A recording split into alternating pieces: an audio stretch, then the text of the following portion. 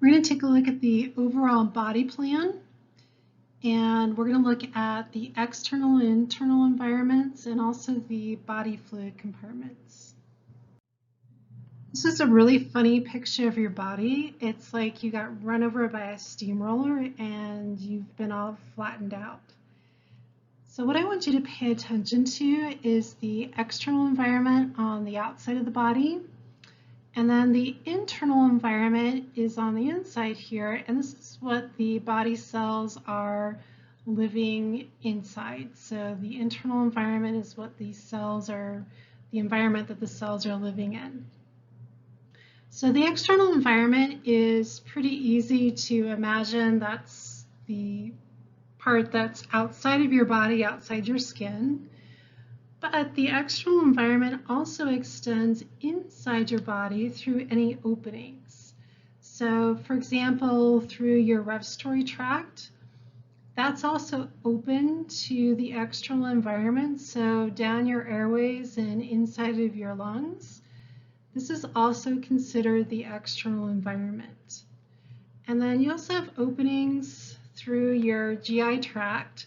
So the external environment also extends throughout your GI tract all the way through.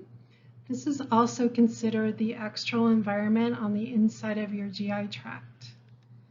And then also in your urinary and reproductive tract, that's open to the outside. The external environment also extends to the inside there, and that's also considered the external environment as well. So what separates the external environment from the internal environment, if you notice, there's a continuous layer of epithelial tissue between the two. And that makes sense because remember that one of the functions of epithelial tissue is that it's a barrier.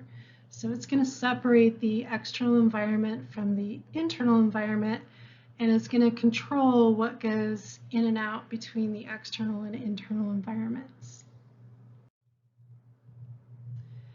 So the external environment is outside of the skin, and it's also inside of the lumen of any hollow organs. So any openings that you have in your body that contact the external environment, those openings that go through your body, those also will be external environment inside there. So respiratory tract inside there is external environment. Also your gastrointestinal tract.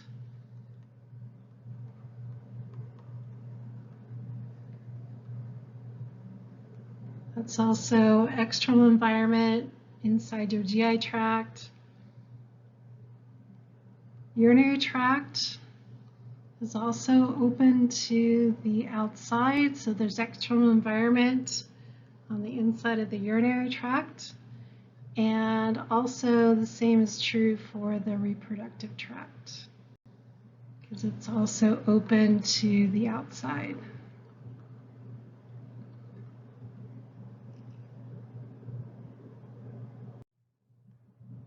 So what's in the external environment? Well, there's things that we need out there. So there's nutrients and oxygen that are out in the external environment that we need to bring to the internal environment to get that to our cells. And then also the external environment is where we're going to dump our waste products as well.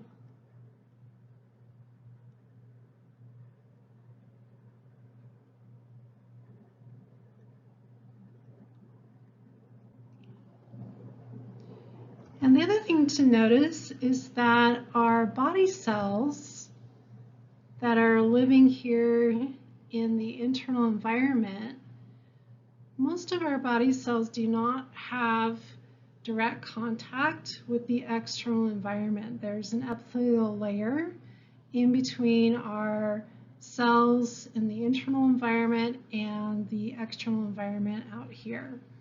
So there's no direct exchange with the external environment in our cells. So it has to cross that epithelial barrier. Any nutrients and oxygen or waste products, they have to cross that epithelial barrier.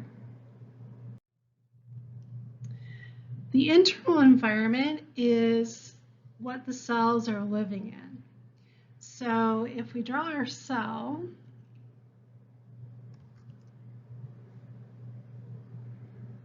here's our cell, and then inside the cell we've got the intracellular fluid or the cytoplasm. And then the fluid outside the cell, that's your extracellular fluid. And that is the internal environment that the cells are living in.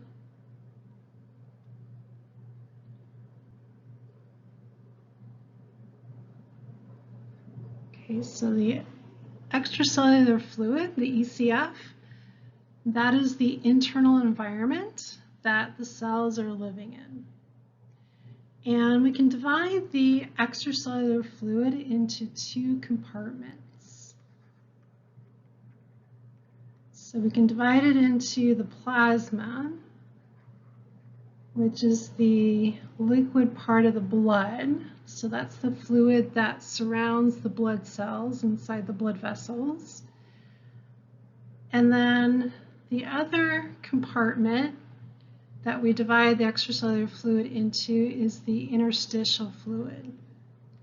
So that's the fluid out in the tissues that's not inside the blood vessels. So everywhere else in the body, outside the cells, that would be called the interstitial fluid. And then these are just some pictures from your book, just showing you the extracellular fluid in blue here. And we can just divide that into the plasma, which is the liquid part of the blood surrounding the blood cells inside the blood vessels. And then the interstitial fluid is just all the fluid out in the tissues. And notice that it's not inside the blood vessels because that would be the plasma. And if you are working in healthcare and have drawn blood and put it into a purple top tube, and if you centrifuge that purple top tube or you let it sit for a while, the blood cells will settle on the bottom, and then the liquid part of the blood on top, that's the plasma.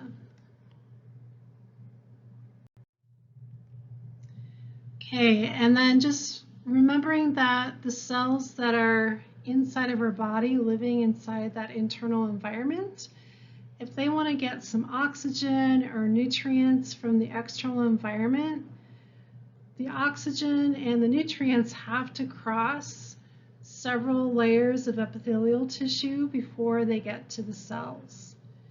So there's no direct exchange between the cells and the external environment. So maybe we've got some oxygen from the external environment. It has to cross an epithelial layer in the lungs, and then it goes into the bloodstream, gets taken down to, I don't know, maybe your muscles, and then it's going to cross another epithelial layer here that makes up the walls of the capillaries. And then the oxygen will diffuse through the interstitial fluid, and then it has to cross another barrier, the cell membrane, and then finally it gets inside the muscle cell. And then to answer our question in red here at the bottom, which organ systems exchange between the external and internal environments? So just think about which organ systems have openings to the outside. So that would be your respiratory system,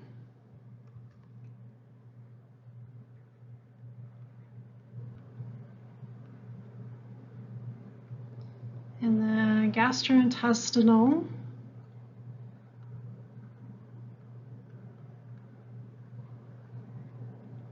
urinary, and then reproductive, that's kind of intermittent. So it depends on what's going on.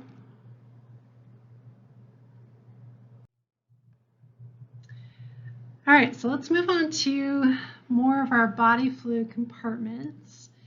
So we've been talking about the extracellular fluid and dividing that into the plasma and interstitial fluid, and there's some more compartments. We have the intracellular fluid as well, and that compartment is separated from the extracellular fluid by the cell membrane. So we drew this out before. We've got our cell, and the intracellular fluid, or cytoplasm, is inside the cell, and then the extracellular fluid is the fluid outside the cell. So you've got the cell membrane separating those two body fluid compartments there.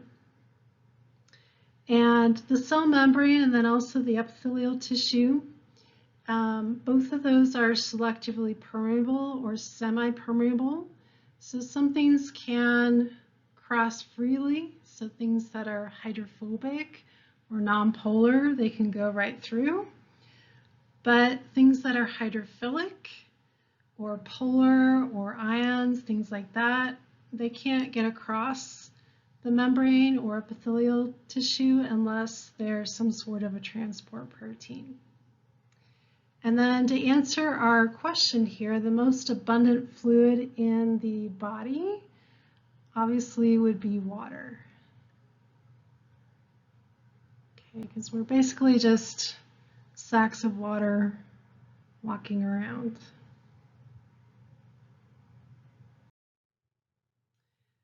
Okay, we have our total body water, and we abbreviate that TBW. And that is just talking about all the water that's in our body. And in that water, the water is a solvent, so it likes to dissolve things, and the things that are dissolved in the water will be the solutes. And there's lots of different solutes. There could be ions and glucose and all kinds of stuff. And then we're going to divide the total body water into two fluid compartments. We have the intracellular fluid and the extracellular fluid. Okay, so we drew this out. The intracellular fluid is the fluid inside the cell, the cytoplasm, and then the extracellular fluid is the fluid outside the cell. Okay, and remember that extracellular fluid, that's the internal environment. That's what the cells are living in.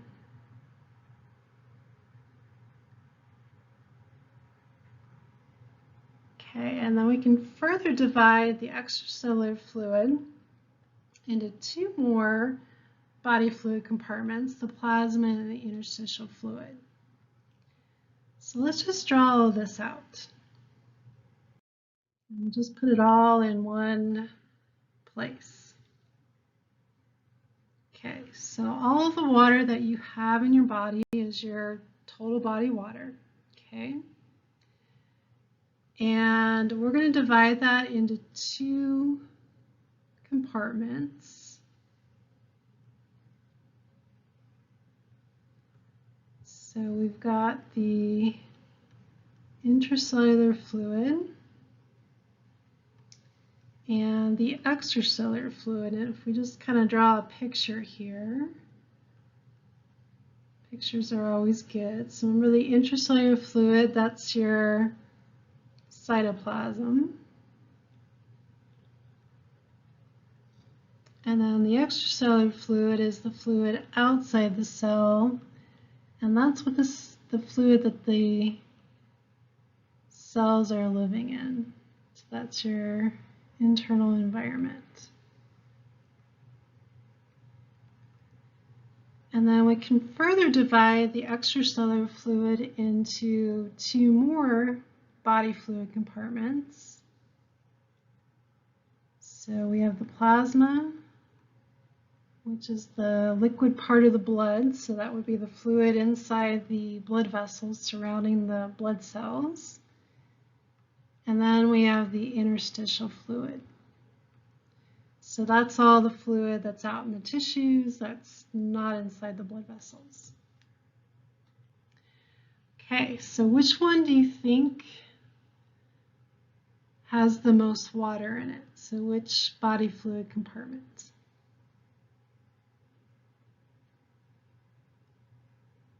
So if you think about how many cells make up our body. So there's like 100 trillion cells that make up an adult human body.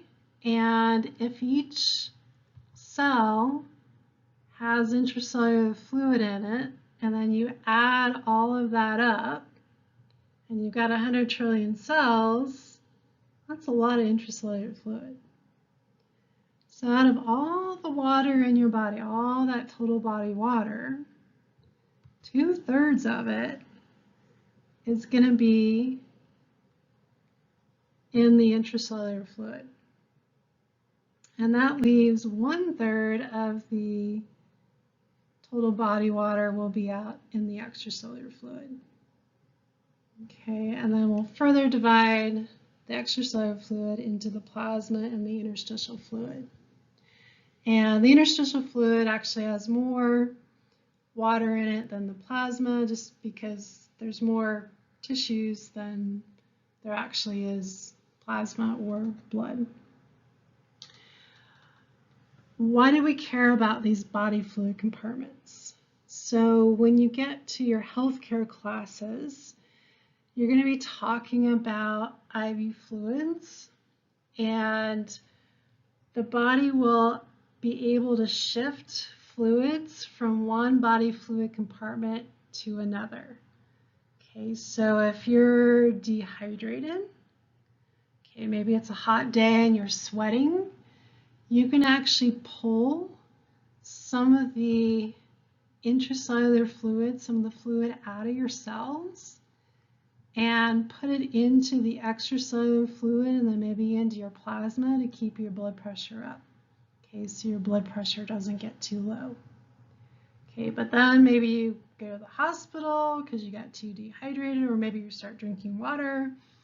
Then you can shift that fluid from the plasma back to the intracellular fluid and put it back into the cells, and then you get rehydrated.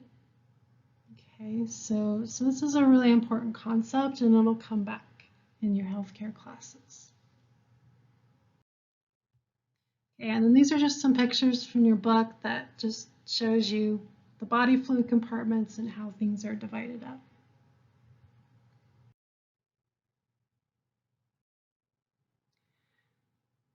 This is an example for the body fluid compartments for about a 150-pound male.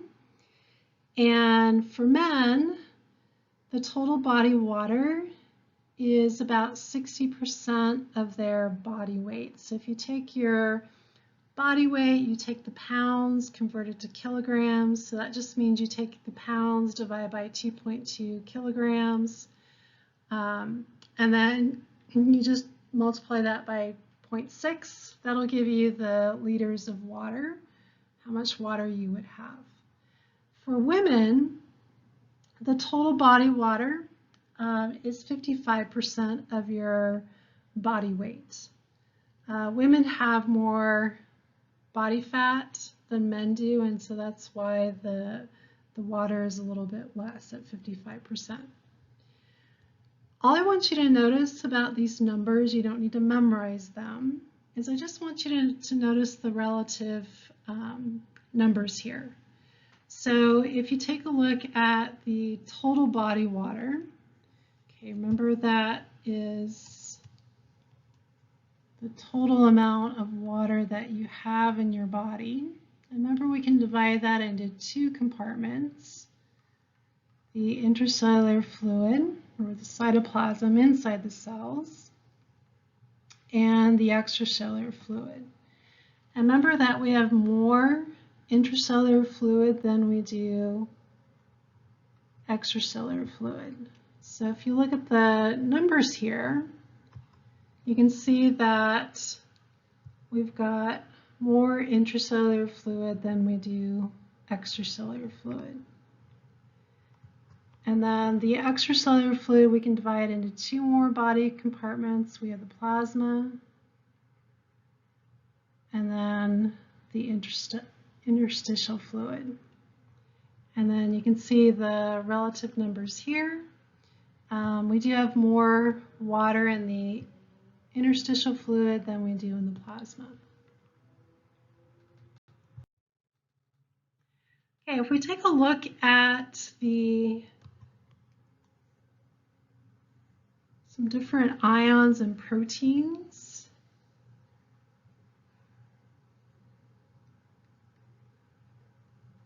In the intracellular and the extracellular fluid.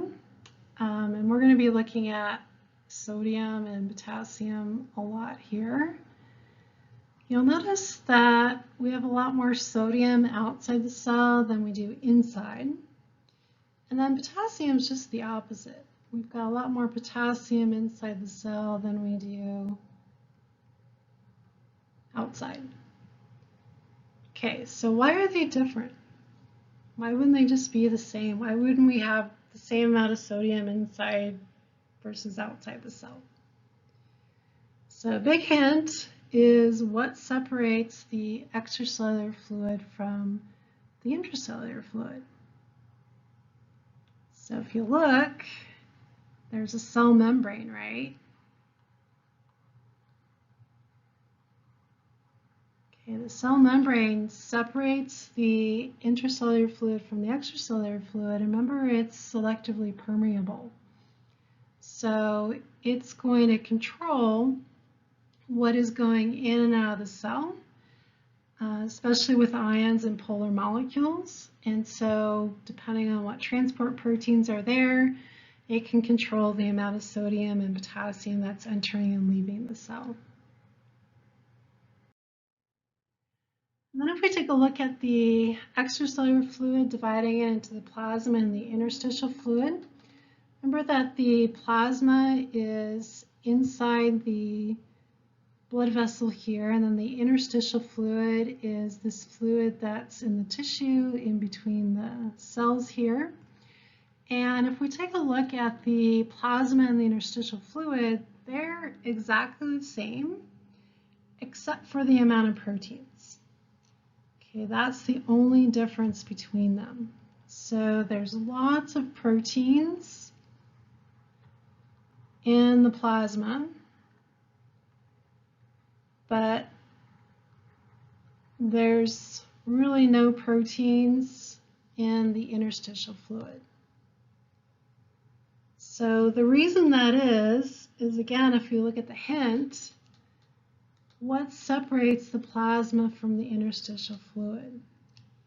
So what's making up the wall of the capillary here is there's epithelial cells. So there's an epithelial barrier here, and the walls of the capillary are actually leaky. There's little gaps between the epithelial cells.